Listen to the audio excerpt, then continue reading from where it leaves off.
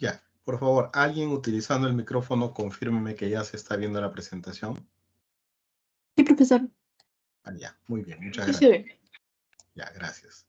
Bueno, ahí tenemos lo que les decía, semana 3, filosofía moderna, ¿no? Veamos. Buenas tardes, profesor. Buenas tardes, ¿cómo está? Bien, entonces la filosofía moderna abarca el periodo que va entre los siglos XVII y XIX, como lo habíamos visto en el esquema de la semana pasada, ¿no? Más o menos. Y vamos a hablar en este momento de 3 elementos que son importantes conocer previamente antes de desarrollar las escuelas de pensamiento que se dieron principalmente en la primera etapa de la filosofía moderna. Tenemos los antecedentes. La filosofía moderna es consecuencia, digamos, de la contradicción en el pensamiento de una etapa anterior que corresponde a la llamada filosofía medieval, que nosotros no hemos revisado, ¿no?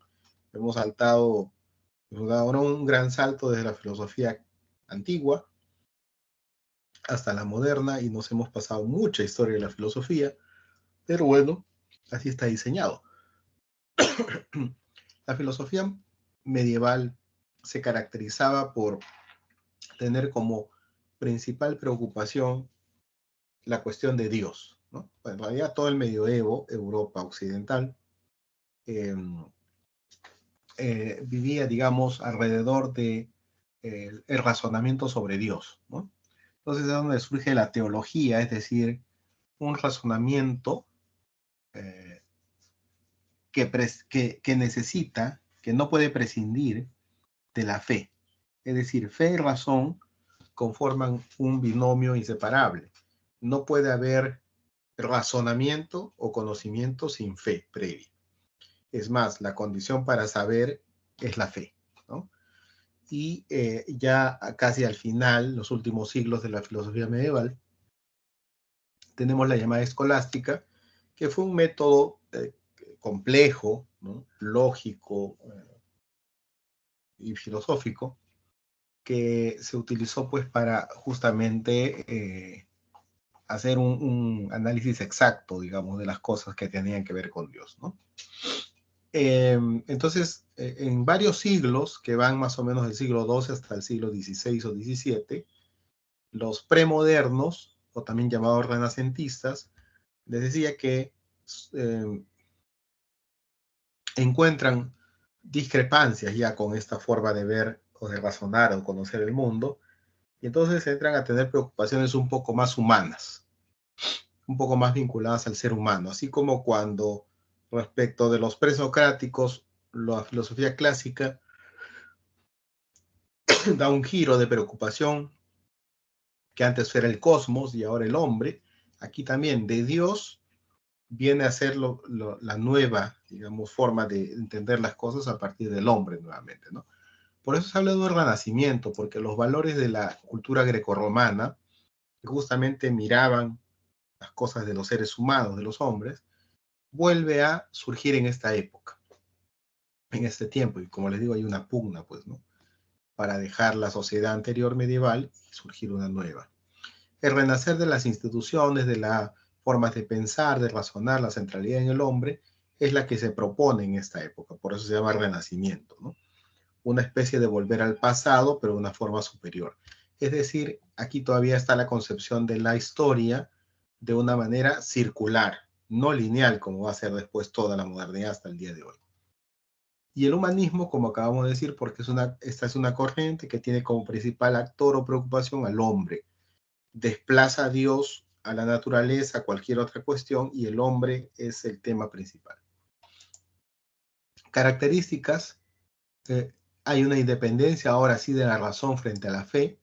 Hace un momento les dije que en la filosofía o teología medieval esto más bien es condición necesaria, ¿no? La fe para que haya razón. Ahora caminan por rutas distintas y hasta opuestas en un momento determinado, ¿no? La fe es condición para el estudio religioso o teológico, mientras que la filosofía se basa en la razón. No hay dogmas o doctrinas inamovibles de tipo religiosa que puedan estar fundamentando la razón, ¿no? Entonces hay una independencia. Son campos y facultades distintas, ¿no?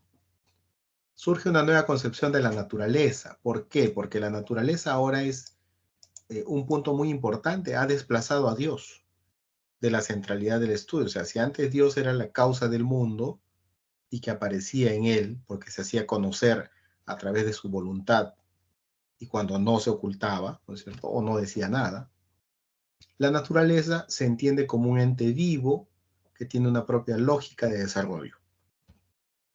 Y en él, dentro de la naturaleza, está el hombre como centro de todo.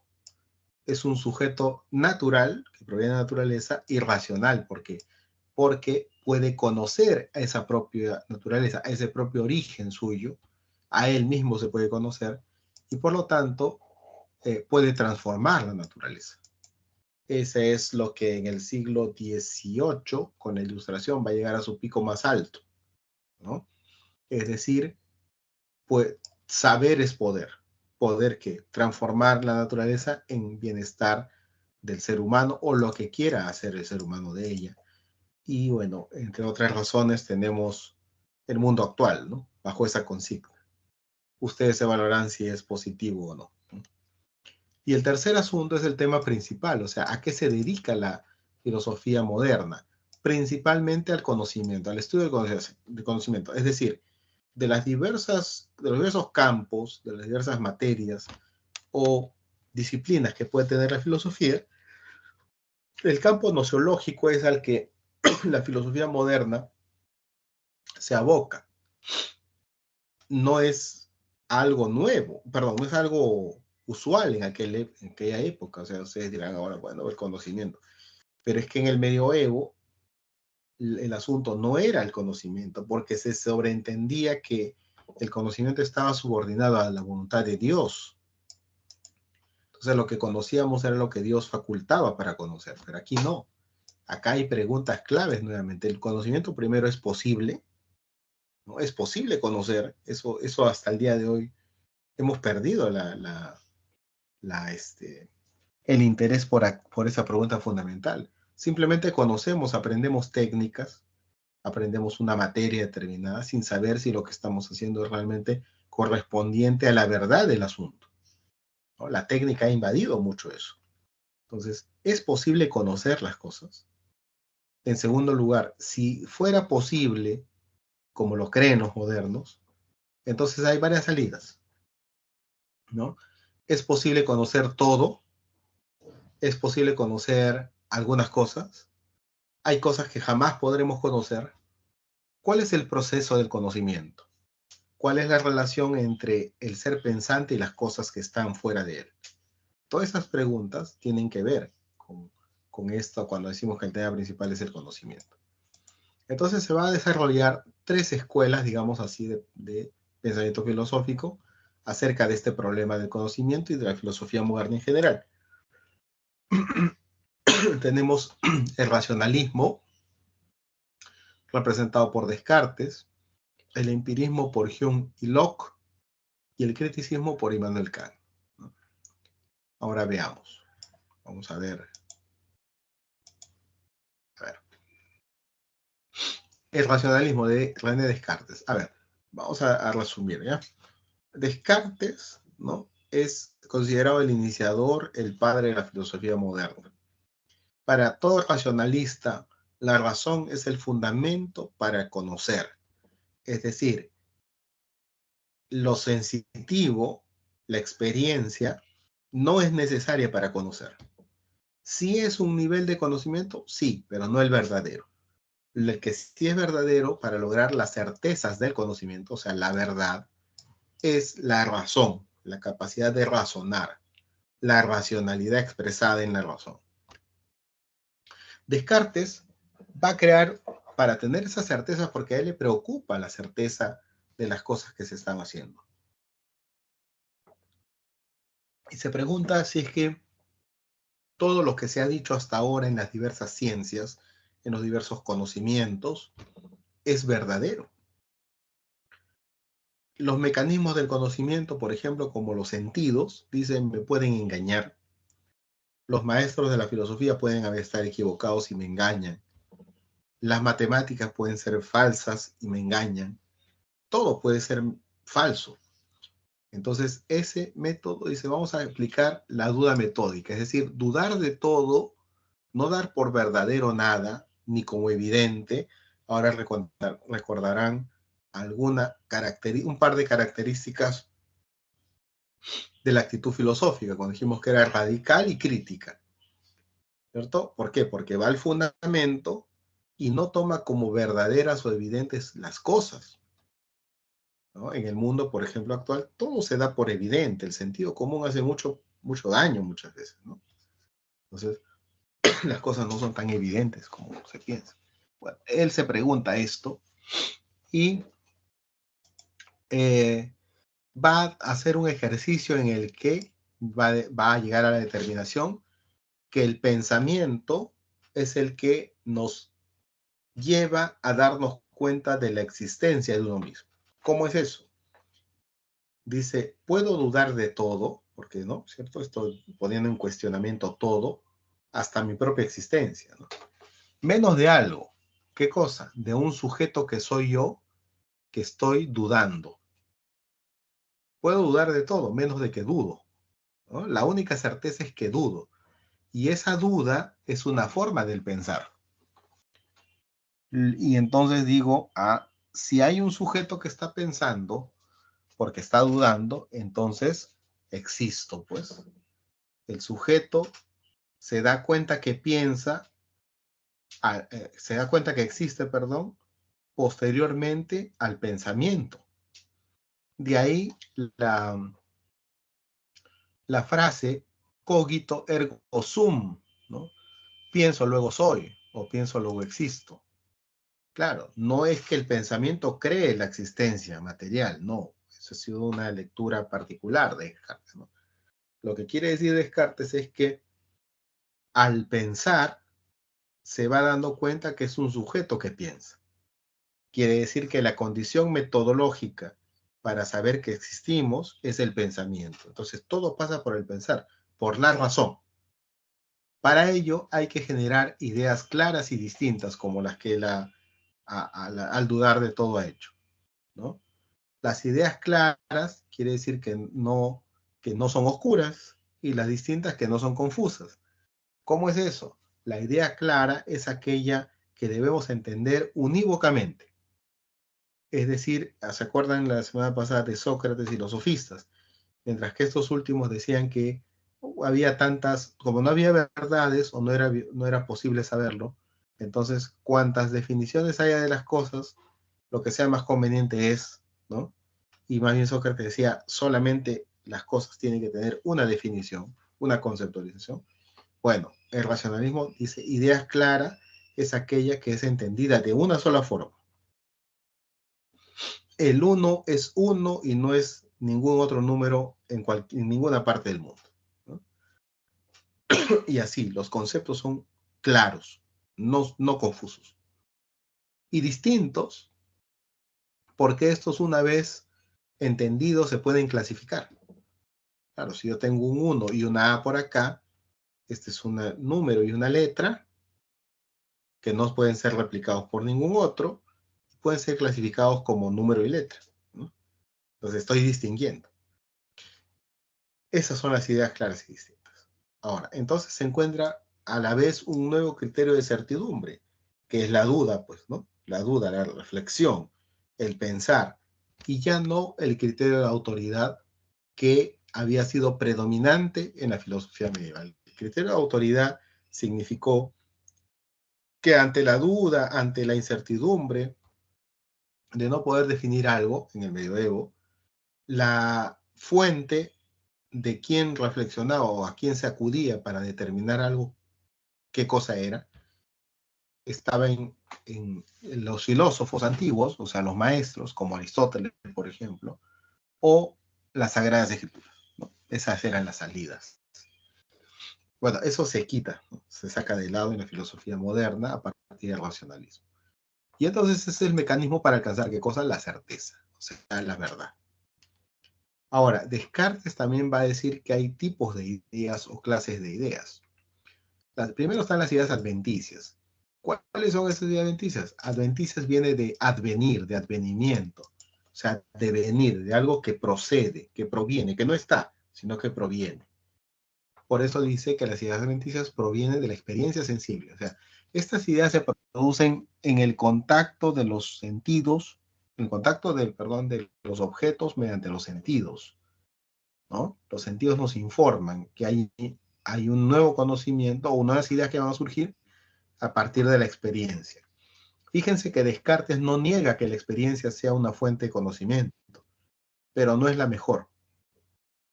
La razón es la mejor, ¿no? Pero no niega. Y esas son las ideas adventicias, las que provienen porque son nuevas. O sea, nosotros no las conocemos, no las tenemos, sino que surgen a partir del contacto con la experiencia. Hombre, árbol, etcétera, etcétera. Las cosas que están en el mundo.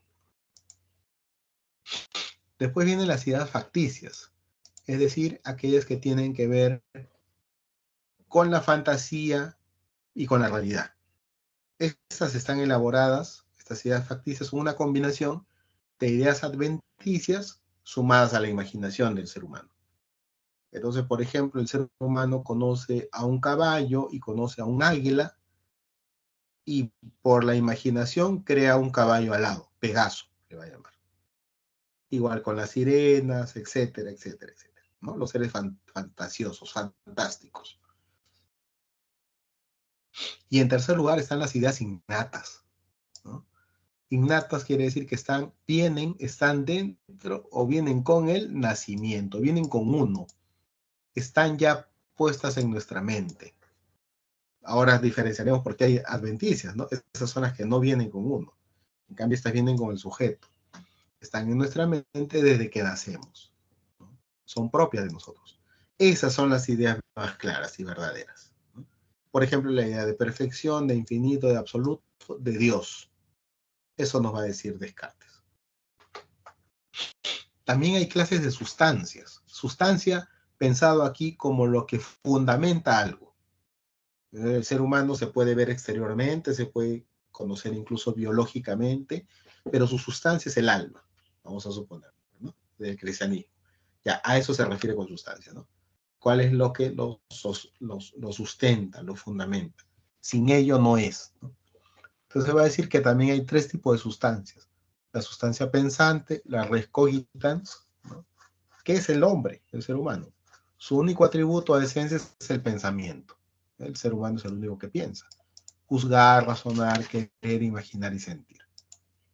También tenemos la sustancia extensa, o también llamada cosa extensa, res extensa, que es todos los cuerpos y su extensión que están fuera del sujeto. Si la res cogitans es el sujeto, la res extensa es el objeto. Sus modos son la figura, el movimiento o la quietud. Todas las cosas del mundo. Y en tercer lugar, la sustancia divina, la res infinita o el Dios, ¿no? Es la idea de la perfección, de lo absoluto, de lo total. Es una idea innata, como hace un momento vimos acá, pues Dios es una idea innata, puesta en nosotros por el mismo Dios, ¿no? Entonces ahí están las tres sustancias de las cosas, ¿no? Pasamos rápidamente al empirismo y primero vamos a ver a John Locke. Bueno, si es lógicamente que para el racionalismo primero es el pensamiento o la razón, el mecanismo por el que se conocen las cosas, en el empirismo va a ser al revés. Va a ser la experiencia, ¿no? Empirismo viene de empírico, que se refiere a la experiencia de los hechos, ¿no? Entonces, el conocimiento se va a dar solamente por la experiencia o primariamente por la experiencia. Locke es el fundador del empirismo moderno, rechaza por lo tanto la concepción de ideas innatas. ¿Qué dice el empirismo? Dice que Locke dice que el hombre viene al mundo con la mente en blanco, sin ideas ni principios innatos, ¿no? Viene sin nada. Es como una especie de pizarra, papel en blanco o tabula rasa, una tabula lisa. Y conforme va teniendo experiencia a través de los sentidos, se va llenando la mente como si escribieras en un pizarrón, ¿no? Las ideas surgen sobre la base de impresiones que obtenemos de la experiencia con las cosas, ¿no? Impresiones porque son como copias directamente que van a estar en la mente, ¿no?, del ser humano. Ahora, el conocimiento está compuesto por dos clases de ideas, de acuerdo con Locke: las simples y las compuestas. En las simples, estas simples nacen del contacto directo de nuestros sentidos con los objetos. O sea, lo que pensamos inmediatamente cuando queremos saber qué es lo empírico, ¿no? En este caso, el entendimiento o la razón intervienen pasivamente, pues se limita a ¿qué? A recibir esa información de los sentidos. Ejemplo, las ideas de lo cálido, lo sólido, lo áspero, el color, el sabor y el olor. En cambio, las ideas compuestas, en ellas sí el entendimiento o la razón intervienen activamente, ya que combina las ideas o asocia o relaciona las ideas simples y entonces se complejizan. Entonces tenemos, por ejemplo, las ideas acerca del árbol, o de un hombre, o de un avión, de un objeto. Claro, un hombre, a ver. ¿Su cuerpo será cálido o frío? ¿Su cuerpo será sólido o suave, ¿no? Áspero o liso? Tendrá un color determinado, ¿no? No sé si sabor, pero olor, ¿no? También, igual que en el árbol o el objeto del avión. Son ya asociaciones de las ideas primarias. Siguiendo con el empirismo, tenemos a David Hume, para quien, evidentemente, como buen empirista, no existen las ideas innatas, igual que con Locke. Pero él va a decir que lo que nosotros tenemos primeramente son las percepciones. ¿La percepción de qué? De los objetos. Pues, ¿no? Recuerden la asociación, ¿no? Sujeto, objeto, sentidos. A través de los 5 sentidos, o a través de algunos de ellos, captamos la realidad y se imprime el conocimiento en la mente humana, ¿no? Pero hay clases de percepciones. Unas son las impresiones y otras son las ideas, propiamente dichas. Las impresiones son primarias, son intensas, o sea, muy fuertes, y bueno, dan paso a las ideas propiamente dichas, ¿no? Como en este gráfico, la niña que ve un gato, observa un gatito, e inmediatamente, de acuerdo con el empirismo, esto, ¿no?, es una impresión. La percepción te da directamente el mismo objeto en tu mente, como si fuera un sello de agua, ¿no? En cambio, las ideas propiamente dichas son secundarias o segundas, son menos intensas, ya se va difuminando la experiencia, y por lo tanto son producto de las impresiones, o sea, de los primeros. Acá tenemos que la niña ahora ya no recuerda bien el gato, miren, le ha quedado una idea vaga, no como la impresión, ¿no? Solamente recuerda la cara del gato y llorando, ¿no? Entonces, eso es lo que ha quedado. Y hace una crítica a la idea de causa y de sustancia, para criticar respectivamente a Aristóteles, Tomás de Aquino, y por otro lado a Descartes. Cuando nosotros hablamos de Aristóteles o de Tomás, estamos hablando de las 4 causas. Recuerda que vimos la clase pasada, ¿no? Causa material, formal, eficiente y final. Es decir, de acuerdo con estos autores, ¿no?, de Aristóteles o Tomás de Aquino, las cosas existen porque tienen una causa, ¿no? O sea, algo que las impulsa a existir. Por ejemplo, la generación. Generación quiere decir de genos, o sea, de dónde proviene, ¿no? El genos, de dónde se provienen las cosas. Entonces, nosotros hacemos una cadena infinita de nosotros mismos, casi infinita, de cómo hemos sido engendrados, ¿no? Padres, abuelos, bisabuelos, tatarabuelos, etcétera, etcétera. Pero Tomás, como tanto Aristóteles como Tomás dirán, pero es posible que haya un viaje sin retorno al infinito, sin un principio. Tiene que haber un ser ingenerado que genere a los demás. O sea, una causa primera, ¿no? Y esa causa primera, que es ingenerada, no se mueve, no tiene finalidad, ¿no? Y su forma será del mismo, ¿no? ¿Te das cuenta? Entonces, no depende de otro ser para existir. En cambio, todas las demás cosas dependen de otro. A eso le llamaban causas. En cambio, Hume dice, no le podemos nosotros llamar causa a eso, porque eso nada más es la conexión de hechos que lo hacemos a través de creencias, no a través de la experiencia, porque no podemos verificar empíricamente que puede haber tal conexión. Solamente es producto de razonamiento. Nosotros no verificamos eso. Todo el empirismo debe verificar, ¿no es cierto? Entonces dice, por eso no son creencias, no es experiencia. Y las sustancias también. Nosotros solamente, dice Hume, podemos percibir, las percepciones, ¿no es cierto?, las propiedades y los atributos de las cosas, o sea, las características de un objeto. No sabemos si ese objeto, por ejemplo, un árbol, tenga una sustancia que lo hace ser árbol. O no sabemos si la res cogitans, o sea, el hombre, el ser pensante, tenga un alma, por ejemplo. O que haya un ser infinito, como Dios, que es el que le da el dinamismo al mundo. Puede ser que exista todo eso que hemos dicho, pero no lo podemos probar empíricamente. Por lo tanto, si no se puede probar empíricamente, sale del conocimiento. Entonces no hay sustancias, ¿no? Eso es lo que diría este empirista. Finalmente, apresurarnos porque no nos va a alcanzar el tiempo. Tenemos el criticismo, Immanuel Kant. El criticismo trata de fusionar o sintetizar tanto al racionalismo como al empirismo. Va a decir, por sí solos, ninguno de los dos nos va a llevar al conocimiento verdadero, ¿no? Tiene que haber una relación, una vinculación entre ambas, siendo el conocimiento es fraccionado, ¿no? Es imperfecto, no total. Entonces va a ser el esfuerzo de Kant, ¿no?, por decir que los dos son necesarios. El conocimiento, el sujeto está limitado a conocer solo los fenómenos. O sea, ¿qué puede conocer? Si nosotros hacemos esa pregunta, para el racionalista y para el empirista, puede conocerlo todo. El ser humano puede conocerlo todo a través del pensar o de los sentidos, ¿no?, de acuerdo a cada uno.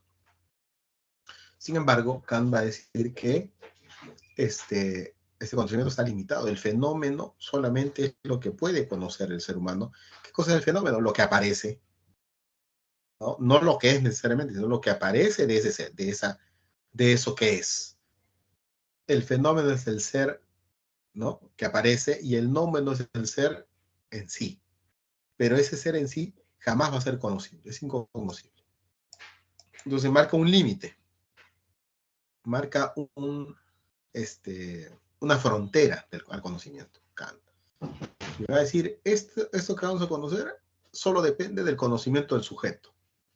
¿Y cuál es la fuente? Los sentidos y la razón. La experiencia y la razón.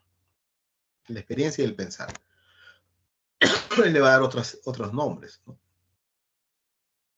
Va a decir a la experiencia, por ejemplo, ahora vamos a ver en la lectura, ¿no? Ahora vamos a ver, ¿no?, porque es un lenguaje ya más revisado. Pero esa es la idea, ¿no? Más allá del lenguaje que utilice, esa es la idea. Va a decir que el sujeto tiene estructuras mentales.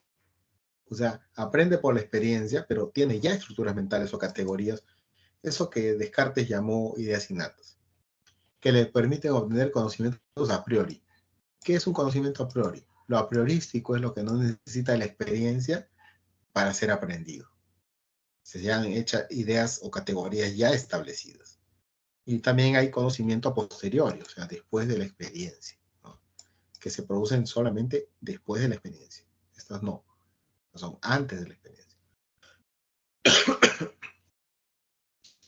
Cuando habla del giro copernicano, Kant se refiere al cambio de paradigma del conocimiento. Si antes era Dios, lo que les dije hace un momento, ¿no?, Dios en el mundo, ahora es el hombre en el mundo, ¿no? El hombre es ser activo del proceso del conocimiento. Giro copernicano se le llama porque también en la ciencia había habido un cambio drástico, ¿no?, de mirar o de entender que el universo estaba compuesto por la Tierra en el centro y todos los demás girando, los cuerpos celestes girando en torno a la Tierra, de acuerdo también con las teorías aristotélicas y también bíblicas. Copérnico dice, no, el centro del universo es el Sol. También estaba equivocado, ¿no? Pero digamos, nos descentra, ¿no? No es la Tierra. Entonces, toda teoría que quite del centro una preocupación y se vaya hacia otra, le van a llamar giro copernicano, ¿no?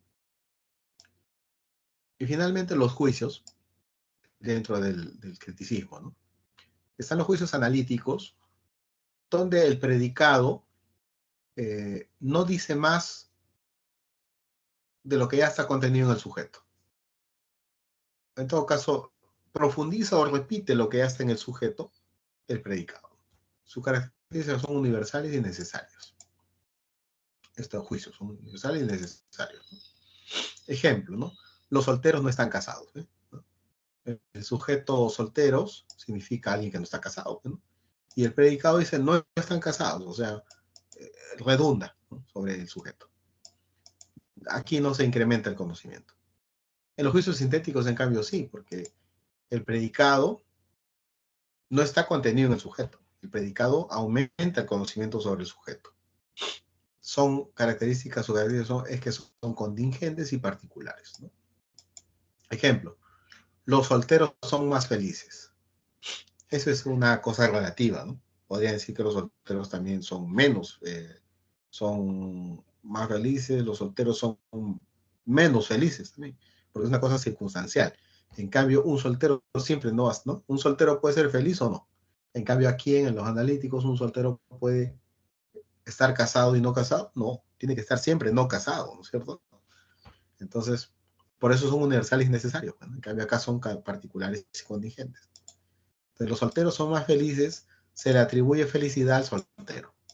Acá, felicidad no significa que es soltero, ¿no?, sino que es algo añadido a la soltería. Por eso los juicios sintéticos incrementan el conocimiento sobre el sujeto. Y tercero, tenemos los juicios sintéticos a priori, ¿no? O sea, estos que aumentan el conocimiento, pero que provienen no de la experiencia.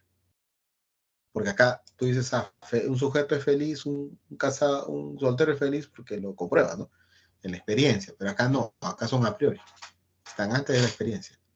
Estos son los conocimientos científicos, ¿no? Son científicos o filosóficos, pues, ¿no? Todavía hay un uso similar del lenguaje. Estos son universales y necesarios igual que los primeros, ¿no? Claro, si son a priori, tienen que ser universales y necesarios, ¿no? Y ya aquí vemos que hay una serie de complejidades que tenemos que relacionar. Por ejemplo, la recta es la distancia más corta entre dos puntos. Este enunciado matemático, ¿no? No tenemos que previamente saber qué cosa es una recta, qué es lo que mide una distancia, y bueno, una serie de conceptos como lo corto y los dos puntos, ¿no? Entonces, ninguno está hablando de sí mismo, sino está conectando varios, ¿no? Y es matemático, por lo tanto es a priori. Son juicios que hacen posible la ciencia, el conocimiento científico o filosófico. Bien, a ver, veamos. ¿Hay alguna pregunta, algún interrogante antes de pasar a resolver los ejercicios de esta semana? Profesor, disculpe una pregunta. Sí, sí, Ana Cordejo, sí. Sí, respecto a... ¿dónde está? A Descartes, ¿podría el señor repetir sobre sus ideas, las ideas adventistas e innatas? A ver, acá está Descartes. ¿Cuál es la pregunta acerca de las ideas, los tipos de ideas? Sí, sobre las clases de las ideas y de la sustancia más que nada. Esta de acá, Sí. ya. Bueno, repetimos. Para Descartes hay clases o tipos de ideas, ¿no? O sea, no todas las ideas son iguales, ¿no? Hay unas que provienen de la experiencia, o sea, que vienen al sujeto, ¿no? Es decir, cuando nuestros sentidos, por ejemplo el tacto, toca un árbol, ¿ya? La idea de árbol no estaba en nuestra mente. Recién con ese contacto ingresa a nuestra mente. Es una idea que proviene de la experiencia. Y le llama adventicias porque provienen, pues, o sea, no están, ¿no? Lo que proviene no es igual a lo que está. Lo adventicio es lo que va a venir, en cambio lo innato es lo que ya está, ¿no? Por eso él hace diferencia. Ese es el primer tipo de idea. Profesor. El segundo tipo de idea, las facticias, son una combinación de dos cosas. De las ideas adventicias, o sea, los que conocemos por la experiencia, que provienen al sujeto, y la imaginación del sujeto. Entonces, por ejemplo, decíamos, ¿no? Si conocemos un hombre, ¿no? Experimentalmente, y conocemos un toro, la imaginación hace que combinemos ambos tipos de ideas y resulta el Minotauro. Esa es una idea facticia, ¿ah? Y en cambio las ideas innatas, que son superiores, son las que están con nosotros desde el nacimiento. Pues son innatas, están con nosotros desde el nacimiento. Y son ideas más abstractas: perfección, infinito, totalidad, sustancia, etcétera, etcétera. Dios. ¿Ves? Entonces, estas son las más bajas, luego siguen estas, y estas son las más supremas de las ideas.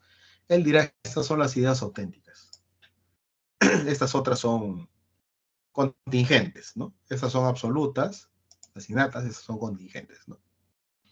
En todo caso, debemos confiarnos de estas más que de las otras dos. Y la sustancia decía que era algo que, la sustancia es algo que te hace ser lo que eres, pero no individualmente, sino como ser genérico. Entonces, hay una sustancia que hace hombre al ser humano. ¿Cuál es? Por ejemplo, para los cristianos, ¿no? Católicos o protestantes, o católicos del medioevo, ¿no? ¿Cuál es la sustancia? El alma, ¿no? Esa es una sustancia, o sea, una esencia. Sustancia o esencia, ¿no? O fundamento. También hay tres tipos de sustancias, decía, ¿no? La sustancia llamada así pensante, o también llamada res cogitans, ¿no? ¿Qué cosa es eso? La cosa pensante. La cosa pensante. ¿Qué es la cosa pensante o la sustancia pensante? Bueno, es el ser humano, el hombre. O sea, el hombre, su sustancia es el pensamiento, el pensar. Lo único que hace es pensar, o lo que le atribuye a él particularmente es pensar. Así cuando comimos a Aristóteles la semana pasada y decíamos, ¿qué es lo que para Aristóteles hace un hombre el alma racional? ¿Recuerda? Aquí igualito. ¿Cuál es lo que hace que el ser humano sea ser humano? El pensamiento, la capacidad de pensar, ¿no? Juzga, razona, quiere, imagina, siente. Entonces la sustancia pensante, la res cogitans, es propia del ser humano. Luego está la sustancia extensa o res extensa, que son todas las cosas que están fuera del sujeto, o sea, los objetos del mundo. Acá dice cualquier cuerpo o extensión, cualquier cosa que esté ahí afuera, ¿no? Fuera del sujeto. Sus modos son la figura, claro, tiene que tener una forma, ¿no? Y estas pueden estar en movimiento o en reposo. Imaginemos un caballo en movimiento o una piedra en reposo, y cada uno tiene una forma, una figura, ¿no? Entonces la res extensa es la sustancia, ¿no? Que le da contenido, que le da forma, que le da existencia a las cosas. Y finalmente la sustancia divina o res infinita o Dios también llamado, ¿no? Esta es una idea de perfección, es una idea innata. Acá se cruza con acá, ¿no? con las ideas, ¿no? Es decir, es la esencia de todo, tanto de la res cogitans como de la res extensa, está en todo. Pero es una idea innata que el propio Dios, o sea, él mismo se ha puesto como idea innata en nosotros. Él mismo se ha trasladado, ¿no? Entonces, esa es la sustancia o res infinita, lo divino, lo perfecto. ¿De acuerdo? Esa es la explicación, digamos, de esta parte. Espero que haya quedado un poquito más claro. Profesor, Sí. ¿puede poner la diapositiva del empiricismo? Creo que es para tomarle captura, por favor. ¿De cuál? Del empiricismo. Empirismo.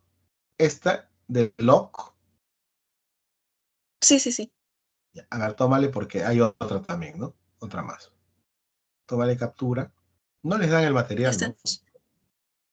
Ya. Y acá está el otro, ¿no? Del segundo autor empirista.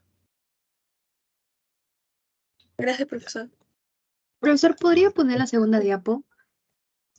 A ver, vamos a ver. Para tomarle captura, por favor. ¿Esta? ¿Esta o esta? Porque, bueno, la primera es la carátula. ¿Esta es la que te refieres? No, profe, el que está abajo, el tercero. Esta. Ah, ya. La de Descartes. Ese, profesor. Gracias. Muy bien, muy bien, muy bien. ¿Listo? ¿Algo más antes de pasar? En unos breves minutos vamos a ver cuántas preguntas podemos hacer. Vamos a ser más sintético. Ya, entonces vamos a pasar a las preguntas, ¿ya? Bueno, vamos a resumir, ¿ya?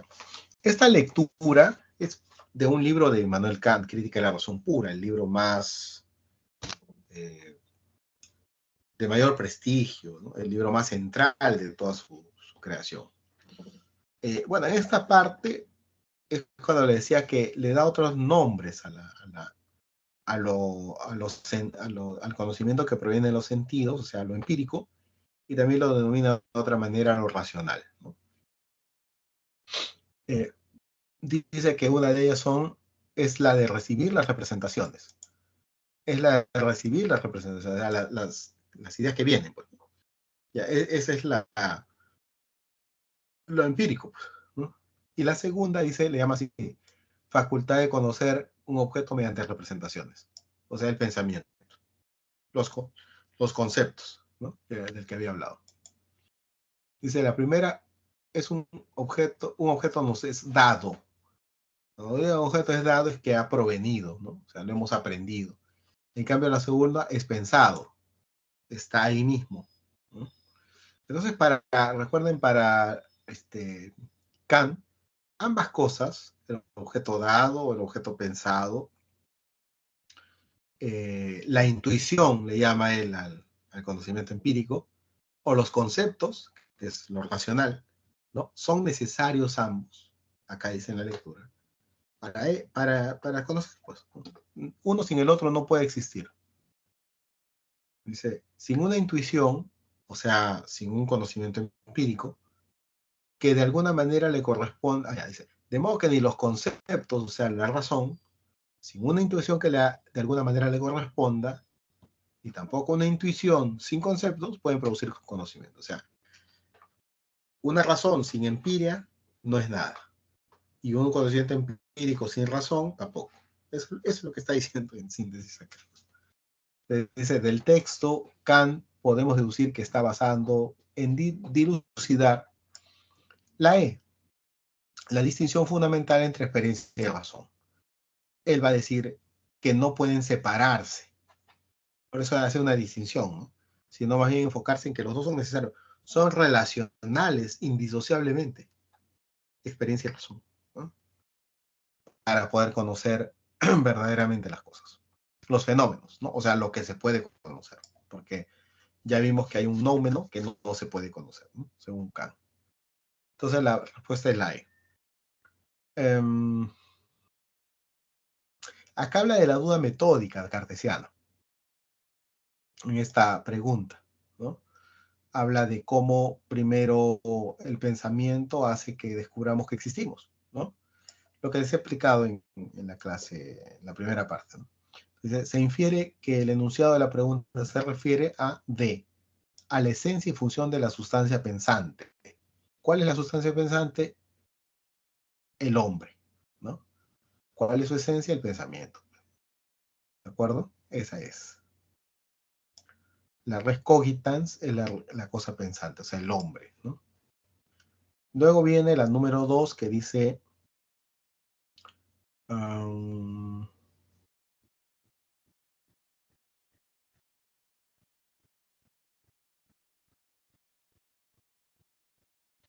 Bueno, acá se critica el pensamiento escolástico, o sea, a la filosofía medieval, porque, bueno, en esa fue educado Descartes, ¿no?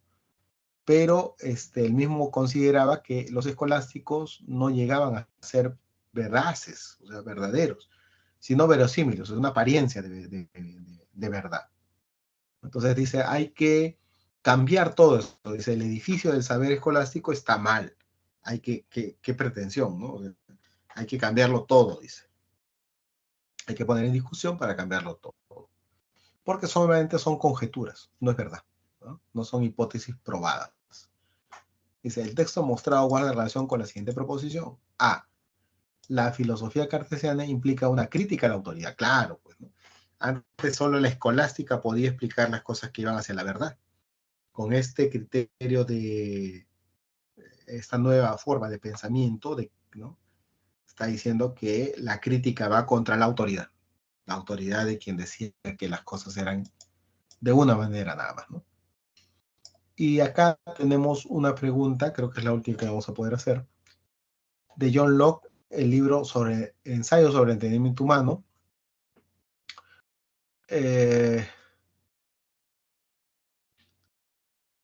Para Locke, la razón realiza un papel activo, pero solamente puede activarse a partir de la iluminación sobre el conocimiento que le da la experiencia sensible.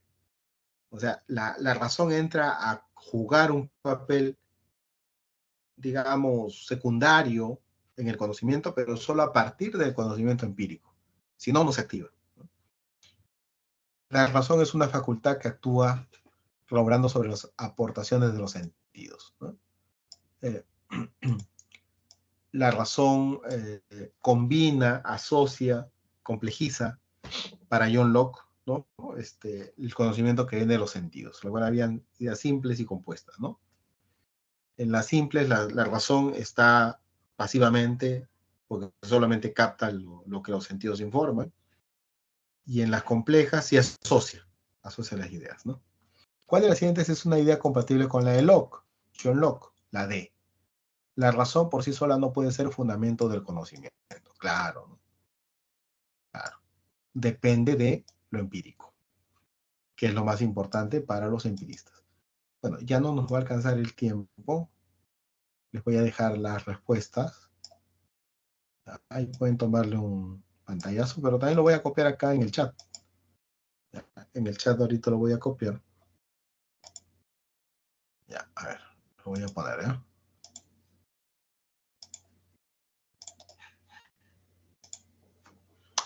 La próxima vamos a tratar de acelerar más todavía para poder cumplir con todos los ejercicios, ¿no?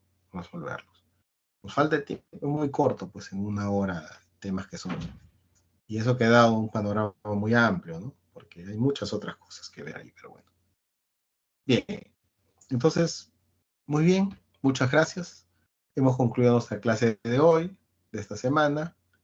Y bueno, espero que haya sido útil para ustedes. Hasta la próxima semana. Gracias, profesor. Gracias, profesor. Hasta luego, profesor.